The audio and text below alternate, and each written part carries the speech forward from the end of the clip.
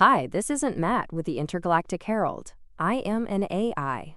Welcome to a Star Atlas recap of the latest Atlas Brew from the Star Atlas community team. The following summary of the Atlas Brew was AI generated, so no guarantee it is 100% accurate because I am an AI after all. If you want to listen to the entire recording, please check out the YouTube channel of Star Atlas TV. Enjoy the summary. Welcome back to the Brew Star Atlas community. This special session brought together a legendary cast, including Jim Carter, John, and a surprise appearance by co-founder Jacob, Brave Target, for a deep dive into the very foundation of the Star Atlas future, Zinc. The vibe was electric, full of high-level engineering alpha and sneak peeks at upcoming gameplay. The core theme? Moving Star Atlas onto its own Solana virtual machine, SVML1 blockchain, to unlock scale, reliability, and true free-to-play potential. The foundation of the future. Why Zinc? Jim Carter laid out the fundamental rationale for Zinc: cost and friction. Simply put, building cost-effective, frictionless games like HoloSim on the main Solana network is impossible. With Zinc, they bypass the highly variable and often expensive gas fees driven by competing meme coins and events. This shift means the inevitable SVM rental fees become mere pennies instead of the $30 to $40 costs seen when SOL is pumping.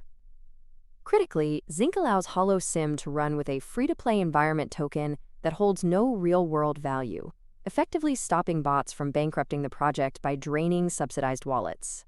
Beyond cost, Zinc's infrastructure, a clean fork of the Solana core, means any program compatible with Solana should work out of the box, offering a powerful, stable environment that the core team has already mastered running via their dedicated Atlas Net.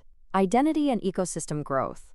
The discussion then shifted to the core user experience, which revolves around the Zinc profile and identity system.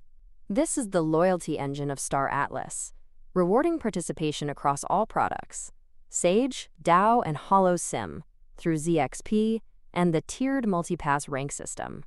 While the timer counting down the Origin airdrop season was removed, they're keeping the end date flexible for now. The underlying reward structure remains vital. Crucially, this system isn't just for Star Atlas.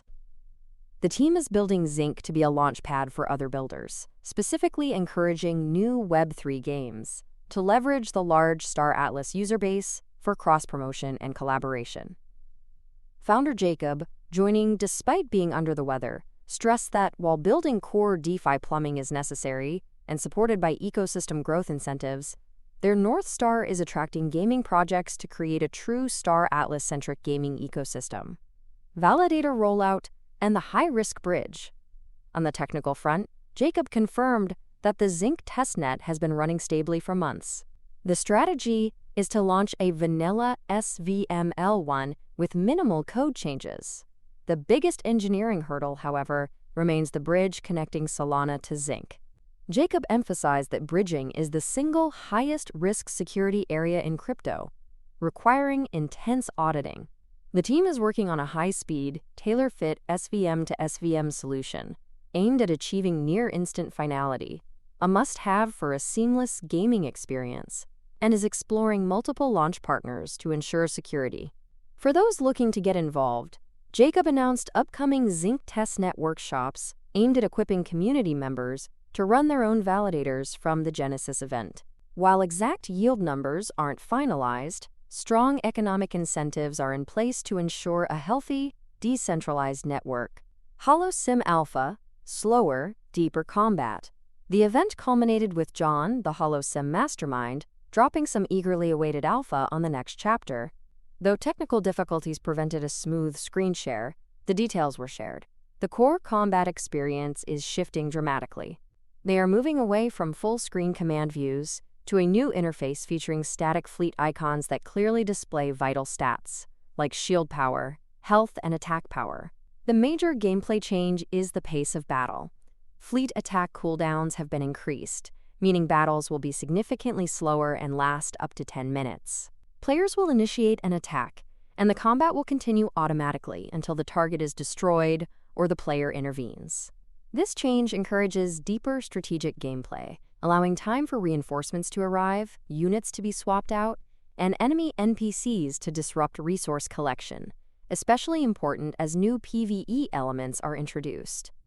John also confirmed new features, like real-time notifications pulled directly from Sage, and engaging video cutscenes with new NPCs to deliver the story, with full options to mute or pause them for PC performance. Wrapping up, it was a jam-packed session full of J-named legends. A massive shout-out was given to Jacob for jumping on stage while sick to deliver crucial updates. If you missed any of the deep technical and economic dives into the Star Atlas ecosystem, join the crew tomorrow for the Ecom Forum, where the conversation around Zinc, SVM blockchains, and the economy continues. Thank you for watching, and get ready. The final phases of development are here, and new things are coming soon.